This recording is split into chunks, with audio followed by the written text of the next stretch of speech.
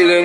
আম্মা জানা এসে বলেন, ও মিশরের মহিলা, ইউসুফ আলাইহিস সালাতু সুন্দর দেখে তোমাদের হাতের মধ্যে ছুরি লাগাইয়া দিয়েছিলে, হাত কেটেছিলে। আর আমার স্বামী বিশ্বনবী রাহমাতুল লিল আলামিনকে যদি এক নজরে দেখতে, তাহলে ছুরি হাতের মধ্যে না লাগাইয়া তোমাদের ছুরি কলিজার মধ্যে লাগাইয়া দিতে। ইউসুফ আলাইহিস সালাতু সুন্দর দেখে একজন লোক কালিমা পড়ে নাই, কিন্তু আল্লাহর নবী বিশ্বনবী রাহমাতুল লিল আলামিনের সুন্দর দেখে অসংখ্য ঘটনা আছে যারা কালিমা পড়ে মুসলমান হয়ে গেছে।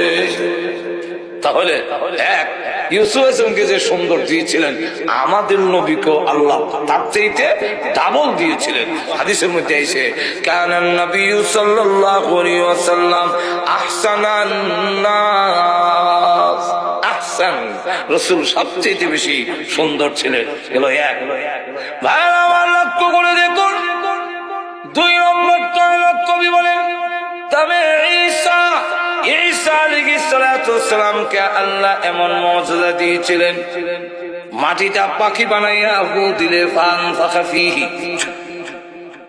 মাটির পাখি উড়াল দিয়ে চোখের আড়ালে গিয়া মাটিতে হইয়া শেষ। ঈসা আলাইহিস সালাতু ওয়াসসালাম কোন কবরে গিয়ে বললে কুম বিইজনিল্লাহ, আল্লাহর হুকুমে উঠো। কার হুকুমে? কারণ জিন্দা মুর্দাকে জিন্দা করা, জিন্দারে মরণ দেওয়া, এই ক্ষমতা কার? এটা আহলে সুন্নাত ওয়াল জামাতের আকীদা। আট জোরে কোন কার আকীদা?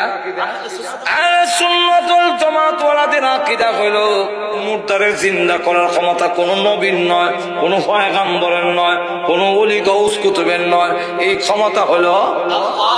এখন যারা কয় আব্দুল কাদের জিলানী রহমাতুল্লাহ নিজে মানুষ জিন্দা করে নিত, এবার আহলে সুন্নাত ওয়াল জামাতের আকীদার ভিতরে রয়েছে নি?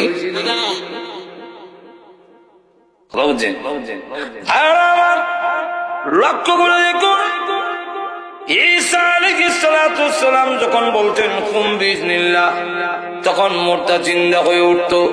এই মুজিজা আল্লাহ আমাদের নবীকেও দান করেছিলেন, না দেন নাই? এক কাফিরকে যখন কালিমার দাওয়াত দিল, সে তখন ডাক দিয়ে কয়, আমার মেয়েটা কবরে ঘুমায় আছে, সে যদি জিন্দা হয় তাহলে আমি আপনার কালিমা পড়বো। তার ধারণা হইল মুর্দা জিন্দা হবে না, আমারও কালিমা পড়তে হবে না।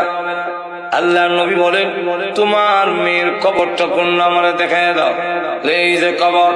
আল্লাহর নবী কে বলেন, হ্যাঁ মেয়ে কুম বিইজনিল্লাহ, আল্লাহর হুকুমে উঠো। বলতে দেরি হয়েছে, এমনি কবরের মাটি সরে গেছে।